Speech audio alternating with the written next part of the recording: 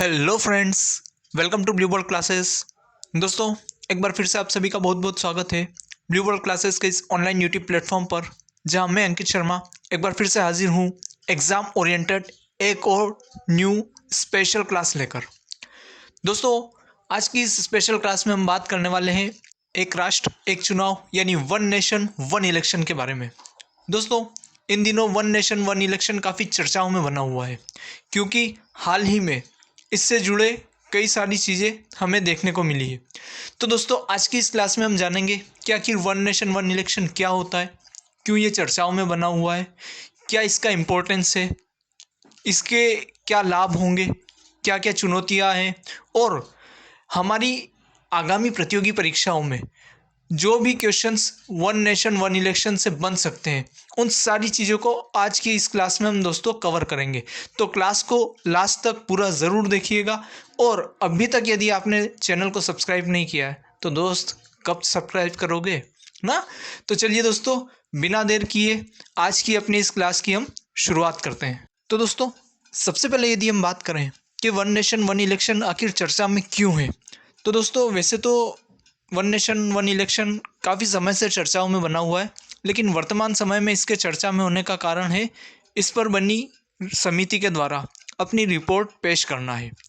हाल ही में पूर्व राष्ट्रपति रामनाथ कोविंद की अध्यक्षता में गठित की गई समिति ने वन नेशन वन इलेक्शन से संबंधित अपनी रिपोर्ट राष्ट्रपति द्रौपदी मुर्मू को सौंपी। दोस्तों, वन नेशन वन इलेक्शन की मांग काफ़ी पुरानी है। 1983 में जो चुनाव आयोग है, उनके द्वारा भी इस चीज़ को माना गया था कि वन नेशन वन इलेक्शन जो है इसको लागू किया जाना चाहिए।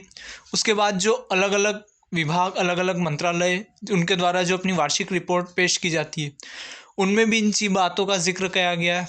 चाहे वो कार्मिक, लोक शिकायत, विधि निर्माण विभाग हो या विधि आयोग हो, सब ने समय समय पर अपनी रिपोर्ट में कहीं ना कहीं जो वन नेशन वन इलेक्शन है इसकी चर्चा की और वन नेशन वन इलेक्शन को साकार रूप देने की पैरवी की। यदि हम देखें, साल 2014 में जब नरेंद्र मोदी ने अपना कैंपेन शुरू किया था, तब से ही वो लगातार वन नेशन वन इलेक्शन को सपोर्ट करते आए हैं, इस चीज़ का समर्थन करते आए हैं।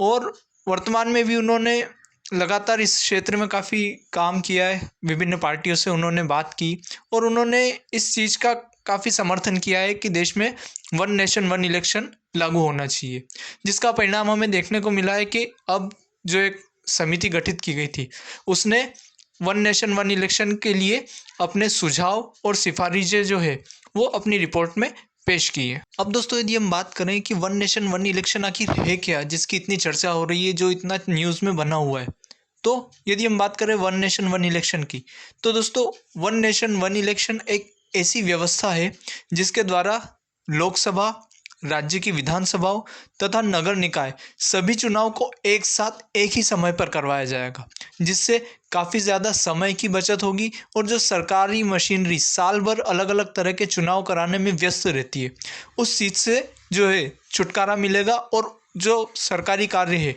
उनमें तेजी आएगी। तो वन नेशन वन इलेक्शन की यदि हम बात करें, तो देश में लोकसभा, राज्य विधानसभाओं तथा नगर निकायों सभी के चुनावों को एक साथ एक ही समय पर करवाना ही वन नेशन वन इलेक्शन कहलाता है।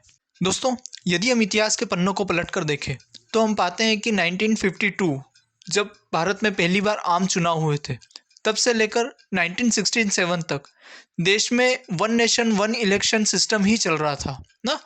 लगभग लोकसभा और राज्य विधानसभाओं के जो चुनाव होते थे वो सब साथ में ही होते थे, लेकिन फिर राजनीतिक महत्वाकांक्षाओं के बढ़ने के साथ साथ देश में हमको राष्ट्रपति शासन और दल बदल जैसी चीज़ें देखने को मिली, जिसकी वजह से जो राज्य विधानसभाएं थी उनको या तो भंग कर दिया गया समय से पहले, वो विघटित हो गई, या वहाँ पर राष्ट्रपति शासन लागू कर दिया गया, और जिसके चलते वो जो प्रणाली थी, जो सिस्टम था, वो पूरी तरह से नष्ट हो गया। और वर्तमान समय में ये कंडीशन है कि साल ऐसा कोई भी नहीं जाता है जब हमें देश में कहीं ना कहीं चुनाव न देखने को मिले ना। पिछले साल 5 राज्यों में चुनाव थे, इस साल लोकसभा के चुनाव है, लोकसभा के चुनाव के तुरंत बाद फिर हमको कई सारे राज्यों में और चुनाव देखने को मिलेंगे। फिर उसके बाद अगले साल फिर कहीं राज्यों में चुनाव। यानी अब हर साल ऐसा कोई साल नहीं जाता है जब देश में कहीं ना कहीं इलेक्शन ना हो रहे हों। लोकसभा के हैं, लोकसभा के नहीं तो राज्य विधानसभाओं के, उनके नहीं है तो नगर निकायों के हैं, और वो भी नहीं है तो उपचुनाव तो होते ही रहते हैं। तो इस सब में जो सरकारी मशीनरीज हैं वो जनता के लिए लोक कल्याणकारी कार्य करने के बजाय आधे से ज़्यादा टाइम तो सिर्फ और सिर्फ चुनाव कराने में ही लगी रह जाती है। तो यदि हम देखें तो ये चीज़ निकल के आती है कि वन नेशन वन इलेक्शन हमारे लिए कोई नई चीज़ नहीं है। जब हम पहली बार आम चुनाव हुए थे तो हम वन नेशन वन इलेक्शन को ही फॉलो करते थे, लेकिन आज जो कई सारे दल इसका विरोध कर रहे हैं सिर्फ और सिर्फ अपने स्वार्थ के लिए ना, तो लगभग इसी कंडीशन के कारण ये जो चीज़ है वन नेशन वन इलेक्शन, ये शायद वर्तमान समय में इतनी जटिल हो चुकी है कि उसको धरातल पर लाना अभी और कुछ वर्षों तक तो हमें मुश्किल दिखाई दे रहा है। अब दोस्तों यदि हम बात करें वन नेशन वन इलेक्शन पर बनी समिति के बारे में, जिसके कारण फिर से एक बार वन नेशन वन इलेक्शन चर्चाओं में आ गया, तो दोस्तों इस समिति का गठन 2 सितंबर 2023 को किया गया था। यानी पिछले ही साल 2 सितंबर को इस समिति का क्या किया गया था, गठन किया गया था। इस समिति में कुल 8 सदस्य थे ना। ये जो समिति बनी थी इसमें अध्यक्ष सहित कुल 8 सदस्य थे। अब वे सभी दोस्त जो किसी न किसी प्रतियोगी परीक्षा की तैयारी कर रहे हैं उनके लिए स्लाइड बहुत ज़्यादा इंपॉर्टेंट हो जाती है। दोस्तों आपको यहाँ से याद रखना है कि इस समिति का गठन कब किया गया, तो आपको इसकी डेट याद रखना है क्योंकि बहुत सी बार डेट्स पूछ ली जाती है। दूसरा आपको सदस्यों की संख्या याद रखना है कि इस समिति में कुल कितने सदस्य थे। और तीसरा जो सबसे महत्वपूर्ण होता है वो होता है समिति के अध्यक्ष का नाम, कि समिति की अध्यक्षता किसने की थी। तो जैसा कि हमने जाना इस समिति में कुल 8 सदस्य थे। तो आइए दोस्तों अब हम जानते हैं कि इस समिति में वो 8 सदस्य कौन कौन थे और अध्यक्षता किसने की थी। दोस्तों इस समिति के जो अध्यक्ष थे वो थे हमारे पूर्व राष्ट्रपति डॉक्टर रामनाथ कोविंद। उन्होंने इस समिति की अध्यक्षता की। डॉक्टर रामनाथ कोविंद के अलावा जो अन्य 7 सदस्य थे उनमें थे हमारे गृह मंत्री अमित शाह, कांग्रेस के जो कभी नेता विपक्ष रहा करते थे अधीर रंजन चौधरी, इनके अलावा गुलाम नबी आज़ाद जो कभी कांग्रेस के एक वरिष्ठ नेता हुआ करते थे लेकिन अब इन्होंने अपनी स्वयं की डीपीए नामक एक अलग पार्टी बना ली है। हरीश साल्वे जो कि एक वरिष्ठ अधिवक्ता यानी वरिष्ठ वकील थे। फिर एनके सिंह जो 15वें वित्त आयोग के पूर्व अध्यक्ष हैं। डॉक्टर सुभाष कश्यप जो लोकसभा के पूर्व महासचिव रह चुके हैं। और संजय कोठारी जो पूर्व मुख्य सतर्कता आयुक्त थे। तो ये 7 सदस्य थे डॉक्टर रामनाथ कोविंद के अलावा इस पूरी समिति में।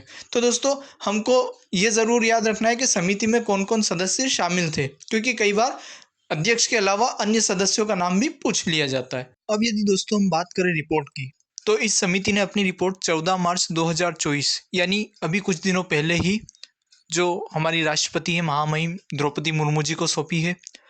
अगर हम बात करें रिपोर्ट की विशेषताओं की, तो यह रिपोर्ट 18,626 पन्नों की रिपोर्ट है, जिसमें 21,558 लोगों की प्रतिक्रियाएं ली गई है। उनसे वन नेशन वन इलेक्शन के बारे में उनकी राय ली गई और साथ ही 47 राजनीतिक दलों को भी इसमें शामिल किया गया था, जिसमें से 32 राजनीतिक दलों ने तो वन नेशन वन इलेक्शन का समर्थन किया, लेकिन जो 15 राजनीतिक दल है वो वन नेशन वन इलेक्शन के अगेंस्ट है, वन नेशन वन इलेक्शन का वो समर्थन नहीं करते हैं। दोस्तों अब यदि हम बात करें कि समिति ने क्या क्या सिफारिशें की है, किस तरह से वन नेशन वन इलेक्शन को साकार किया जाएगा, तो उसके लिए समिति की कुछ प्रमुख सिफारिशें इस प्रकार है। समिति का मानना है कि सन 2029 से यदि सरकार चाहे तो वन नेशन वन इलेक्शन को लागू किया जा सकता है, उसे लागू किए जाने की संभावनाएं हैं।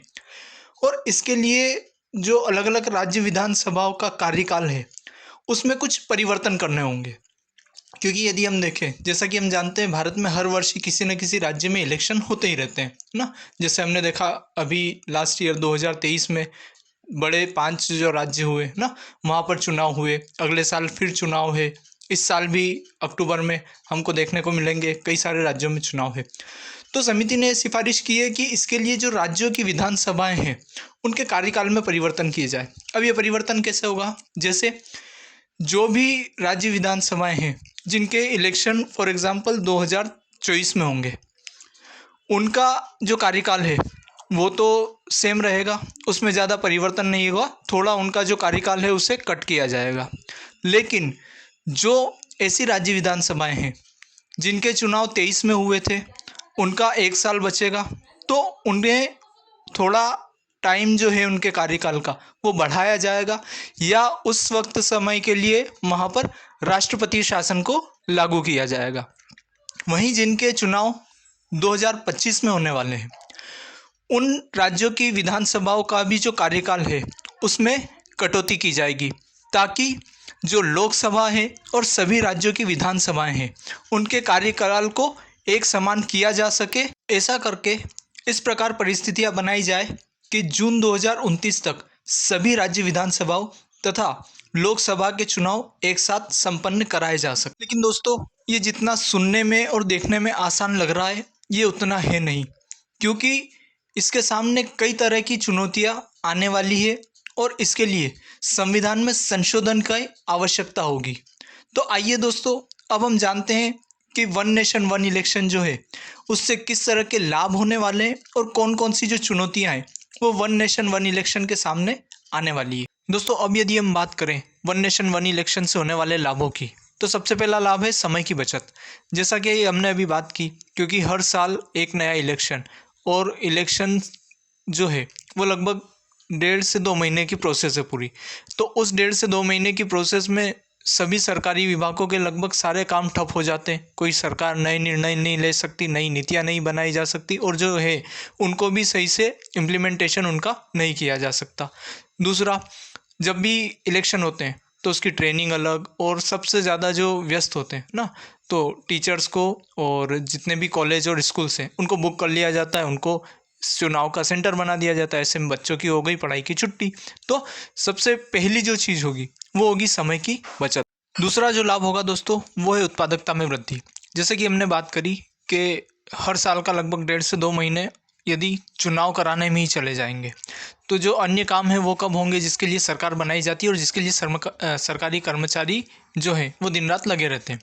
तो अगर हम हर साल का वो 1.5 से 2 महीना निकाल लें, तो जो वो 1.5 से 2 महीना इलेक्शन करवाने में जा रहा था, उस 1.5 से 2 महीने में सभी सरकारी नीतियों का और जो सरकारी कार्य है उनका कार्यान्वयन कराया जा सकता है। और ऐसे में जो है सरकार की उत्पादकता में और जो कर्मचारी हैं उनकी उत्पादकता में क्या होगी, वृद्धि होगी।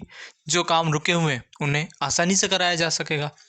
फिर देश का विकास, अब जब काम समय पर शुरू होंगे और काम समय पर पूरे होंगे, जिस कार्य के लिए जैसे बनाया गया, फॉर एग्जांपल जैसे हमने अभी बात करी टीचर्स की ना, चाहे जनगणना हो चाहे इलेक्शन हो, सबसे ज़्यादा अगर किसी को काम पे लगाया जाता है तो वो होते हैं टीचर्स और स्कूल कॉलेज की बिल्डिंग्स। तो जब स्कूल कॉलेज की बिल्डिंग्स बिजी रहेगी तो स्कूल कॉलेज आधे टाइम चलेंगे नहीं, आधे टाइम स्कूल टीचर्स और जो प्रोफेसर्स हैं वो इलेक्शन कराने में लगे हुए, बच्चों का सिलेबस कंप्लीट नहीं हो रहा, पढ़ाई हो नहीं रही, तो भाई हमारा इंडिया पढ़ेगा कब, और पढ़ेगा नहीं तो बढ़ेगा कब ना।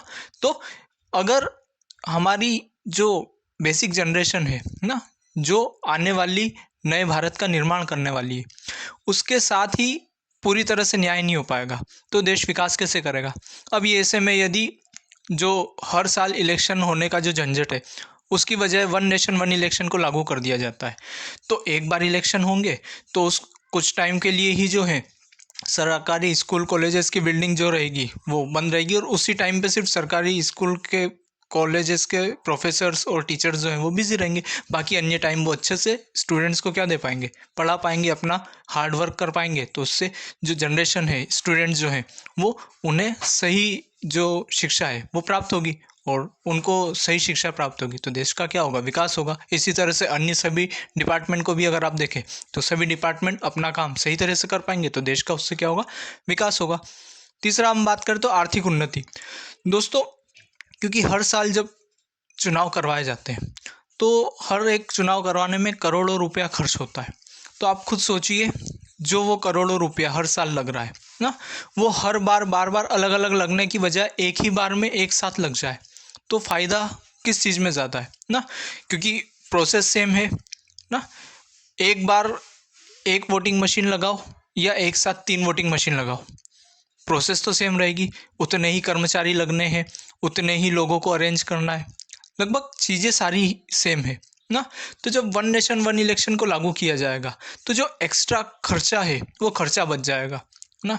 हर साल करोड़ों रुपए आवंटित किए जाते हैं चुनाव के लिए, और वो हर बार अलग अलग पैसा खर्च होने की बजाय पैसा एक साथ खर्च होगा, तो आर्थिक समृद्धि भी आएगी, बार बार आपको पैसा खर्च नहीं करना पड़ेगा। इसके बाद यदि हम अगले लाभ की बात करें तो प्रशासनिक और नागरिक असुविधाओं में कमी, जैसे कि हर साल जो इलेक्शन होते हैं तो उसकी वजह से प्रशासनिक कर्मचारी भी अपना काम सही से नहीं कर पाते, और साथ साथ नागरिकों को भी कई प्रकार की असुविधाओं का सामना करना पड़ता है। जैसे ही आचार संहिता लागू होती है तो उसके साथ कई सारे रिस्ट्रिक्शंस भी अप्लाई हो जाते हैं, जिसकी वजह से न सिर्फ प्रशासनिक कर्मचारियों बल्कि आम नागरिक को भी असुविधाओं का सामना करना पड़ता है।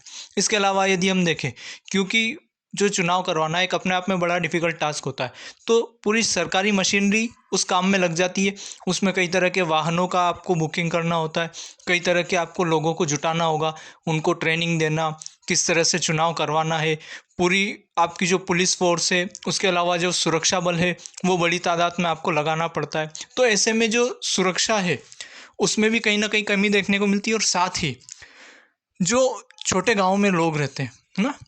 क्योंकि मैं ऐसे ही एरिया से बिलोंग करता हूँ तो मैं आपको रियलिटी बता सकता हूँ। कई बार ऐसा होता है, क्योंकि चुनाव में जो बसें हैं, ट्रांसपोर्टेशन के लिए बसों को जब बुक कर लिया जाता है गवर्नमेंट के द्वारा, तो कई बार गाँव में बसें आने जाने तो को नहीं मिलती है। तो गाँव के लोगों को ये भी समस्या होती है कि एक गाँव से अगर उनको अपने नज़दीकी शहर भी आना हो तो भी उनको बस नहीं मिलती। क्यों? क्योंकि बसेस अवेलेबल नहीं है ना। स्टूडेंट्स कई बार हमें बोलते हैं कि सर, क्योंकि चुनाव है, चुनाव में सारी बसें हैं, तो हम गांव से जो है सिटी तक पढ़ने भी नहीं आ सकते। तो आप खुद सोचिए किस लेवल की। ऐसे में जो डेयरी उत्पादन से जुड़े हुए लोग हैं, जो कृषि से जुड़े हुए लोग हैं, उनका भी कई सारा क्या होता है, नुकसान होता है।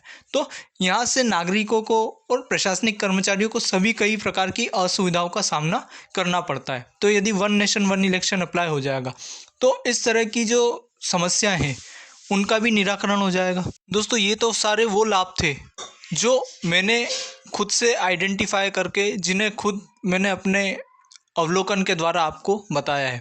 अब आप और बताइए, इनको छोड़कर आपको क्या लगता है वन नेशन वन इलेक्शन से और किस तरह के लाभ होने वाले हैं? कमेंट में लिखकर ज़रूर बताइएगा कि और क्या क्या फ़ायदे और क्या क्या benefits one nation one election के हो सकते हैं। दोस्तों, अभी हमने बात की वन नेशन वन इलेक्शन से होने वाले लाभ की, लेकिन जैसे मैंने कहा था कि ये राह इतनी आसान भी नहीं है। तो दोस्तों, अब हम बात करने वाले हैं वन नेशन वन इलेक्शन के सामने कौन कौन सी चुनौतियां हैं, या वो कौन कौन सी चीज़ें हैं जिनके कारण वन नेशन वन इलेक्शन बहुत ज़्यादा आसान नहीं होने वाला है, या इसको लागू करना कठिन हो रहा है। सबसे पहले अगर हम बात करें तो व्यवहार में लाना कठिन ना, क्योंकि जो हमारा भारतीय संविधान है, भारतीय संविधान का अनुच्छेद 83 जो है वो लोकसभा के कार्यकाल, अनुच्छेद 172 जो है वो राज्य विधानसभाओं के कार्यकाल, और 243 जो है उसके अलग अलग उपबंध नगरीय निकायों के कार्यकाल से संबंध में प्रावधान करते हैं। और उसमें कहा गया है कि उनका कार्यकाल जो है वो 5 वर्ष का होगा, और बिना किसी पुख्ता रीज़न के उनको हटाया नहीं जा सकता है। तो ऐसे में समय से पहले विधानसभाओं को भंग करना जो है वो अपने आप में कठिन होगा, असंवैधानिक जिसे करार दिया जा सकता है विपक्षी पार्टियों के द्वारा। और जाहिर सी बात है, फिर इस चीज़ को लेकर विपक्षी पार्टियां सुप्रीम कोर्ट का दरवाज़ा ज़रूर खटखटाएंगी, और वहाँ पर ना, जैसा कि हम जानते हैं भारत में एक बार कोई भी चीज़ अगर कोर्ट चली गई तो फिर वो सालों तक अटकी रहती है। तो ऐसे में इस चीज़ को व्यवहार में लाना अपने आप में कठिन है, और इसे करने के लिए संविधान में संशोधन करने की आवश्यकता पड़ेगी। और संविधान में संशोधन करना अपने आप में एक कठिन कार्य है, और इसके लिए जो हमें विशेष बहुमत है उसकी ज़रूरत पड़ेगी, क्योंकि विशेष बहुमत और जो आधे से ज़्यादा राज्य हैं उनकी सहमति के साथ ही यहाँ पर संविधान संशोधन किया जा सकेगा, तभी जाकर इसे लागू किया जा सकेगा, जो अपने आप में एक कठिन कार्य होने वाला है। उसके बाद यदि हम बात करें तो संसाधनों की उपलब्धता, जैसे हम बात कर रहे हैं कि वन नेशन वन इलेक्शन लागू होने से फ़ायदे तो कई सारे होंगे, लेकिन यदि हम बात करें तो क्षेत्रफल की दृष्टि से जहां भारत 7वां विश्व का सबसे बड़ा देश है, और जनसंख्या की दृष्टि से हम अनऑफिशियली अब फर्स्ट नंबर पर आ चुके हैं। तो इतनी बड़ी जनसंख्या के लिए चुनाव को अरेंज करवा पाने के क्या हमारे पास सीमित संसाधन है? क्या हमारे पास उतने संसाधन उपलब्ध है कि हम सारे जो चुनाव है एक साथ करवा सकें? क्योंकि इतना बड़ा चुनाव करवाने के लिए जो इलेक्शन कमीशन ऑफ इंडिया है और जो सरकारी मशीनरी है उसे अपने आप में बहुत बड़े जो स्तर पर है व्यवस्थाएं करनी पड़ेगी। फिर उसमें इतने सारे ईवीएम लाना, क्योंकि एक साथ आपको 2 से 3 ईवीएम लगाने पड़ेंगे। अभी जैसे लोकसभा के चुनाव है तो आपका अगर उम्मीदवार कम है तो 1 ईवीएम में काम हो जाता है, उम्मीदवार ज़्यादा है तो 2 ईवीएम लगती। ऐसे में जब विधानसभा और नगर निकायों के भी चुनाव साथ में किया जाने लगेंगे तो आपको 2 से 3 ईवीएम एक साथ रखनी पड़ेगी। तो जो ईवीएम मशीन है, वीवीपैट मशीन से उनको इतने बड़े स्तर पर अरेंज कर पाना, इतनी मशीनरीज को एक साथ लगा पाना, क्या ये प्रैक्टिकली पॉसिबल हो पाएगा? क्या हमारे पास इतना जो है संसाधन है कि ये चीज़ें वाकई में की जा सके? क्योंकि यदि हम देखें अभी एक चुनाव को करवाने में ही कई सारी बसें और जितनी चीज़ें ऑक्यूपाई हो जाती है, जब तीनों चुनाव एक साथ होंगे तो आपको उससे डबल या 3 गुना जो है संसाधनों की आवश्यकता पड़ेगी। तो ये अपने आप में हो सकता है और ज़्यादा खर्चीला हो जाए। तो ये भी अपने आप में एक चुनौती है कि क्या हमारे पास इतने संसाधन उपलब्ध हैं कि हम इसको ज़मीनी हकीकत पर ला सकें। इसके बाद यदि हम बात करें दोस्तों, तो जो क्षेत्रीय दल है वो वन नेशन वन इलेक्शन के अगेंस्ट है, खिलाफ है, क्योंकि उनका मानना है कि जब लोकसभा और राज्य विधानसभाओं के चुनाव साथ में होंगे तो जो लोकसभा का चुनाव प्रचार होता है उसमें कहीं ना कहीं राज्य के जो मुद्दे हैं और राज्य विधानसभाओं का जो प्रचार प्रसार है वो इतना ज़्यादा जो है वो हाईलाइट नहीं होता और कहीं ना कहीं राज्यों के जो मुद्दे होते हैं वो दब जाते हैं या उन पर इतना ज़्यादा गौर नहीं किया जाता, उनकी अनदेखी होती है। और यदि देखा जाए दोस्तों तो ये कहीं ना कहीं जो चिंता है सही भी है। इसे आप एक उदाहरण के द्वारा भी समझ सकते हैं दोस्तों। यदि हम बात करें 2018 के राज्य के विधानसभा चुनाव की, तो वहाँ पर कई जगह बीजेपी ने अपनी सत्ता खो दी थी और बीजेपी सत्ता से बेदखल हो गई थी। लेकिन जब 2019 के जो लोकसभा चुनाव हुए तो ऐसे राज्य जहाँ पर बीजेपी ने राज्यों को गंवा दिया, राज्य विधानसभा में वो हार गए, उन राज्यों में भी बीजेपी को जनाधार जो है वो बड़ी भारी मात्रा में प्राप्त हुआ। यानी जब लोग वोटिंग करते हैं तो राज्यों के लिए उनकी मानसिकता अलग होती है और देश के लिए मानसिकता अलग होती है। लेकिन कहीं ना कहीं जब लोकसभा और राज्यसभा के चुनाव एक साथ होंगे तो वो जो माहौल उस वक्त बनता है लोकसभा के समय, हो सकता है उसका प्रभाव कहीं ना कहीं राज्यों के जो चुनाव परिणाम है उन पर भी देखने को मिले। और यही डर क्षेत्रीय पार्टियों को है जिसके कारण वो वन नेशन वन इलेक्शन के खिलाफ है। इसके बाद दोस्तों यदि हम अगली चुनौती की बात करें तो सभी पार्टियों की सहमति है ना, क्योंकि अगर संविधान संशोधन होगा तो लगभग यहाँ पर हमको विशेष बहुमत की ज़रूरत पड़ेगी जिसमें 50% राज्यों की सहमति की आवश्यकता होगी। और ऐसे में सभी दलों का साथ आना, सभी जो राज्य हैं उनका इसके लिए सहमत होना लगभग मुश्किल दिखाई दे रहा है। और इसीलिए वन नेशन वन इलेक्शन हमें बहुत जल्दी साकार होता हुआ दिखाई नहीं दे रहा है। तो दोस्तों ये थी हमारी आज की क्लास जहाँ पर हमने जाना वन नेशन वन इलेक्शन के बारे में। आज की इस क्लास में हमने देखा वन नेशन वन इलेक्शन क्या होता है, क्यों ये चर्चा में बना हुआ है, इसके क्या लाभ होंगे, कौन कौन सी चुनौतियां हैं, जो समिति गठित की गई है उस समिति के जुड़े हुए जो भी महत्वपूर्ण तथ्य थे जो हमारी आगामी परीक्षाओं के लिए महत्वपूर्ण है, वो हर एक पॉइंट आज हमने इस क्लास में समझा। दोस्तों अगर आपको क्लास पसंद आई हो तो इसे लाइक कीजिएगा और ज़्यादा से ज़्यादा अभ्यर्थियों के साथ इसे शेयर कीजिएगा। और यदि आपने अभी तक चैनल को सब्सक्राइब नहीं किया है तो चैनल को सब्सक्राइब कर लीजिएगा ताकि आगे भी आपको इसी तरह की महत्वपूर्ण क्लासेस मिलती रहे। फिर मिलेंगे दोस्तों एक नई क्लास के साथ, एक नए विषय के साथ। तब तक के लिए पढ़ते रहिए, बढ़ते रहिए और हमारे साथ इसी तरह से जुड़े रहिए। धन्यवाद।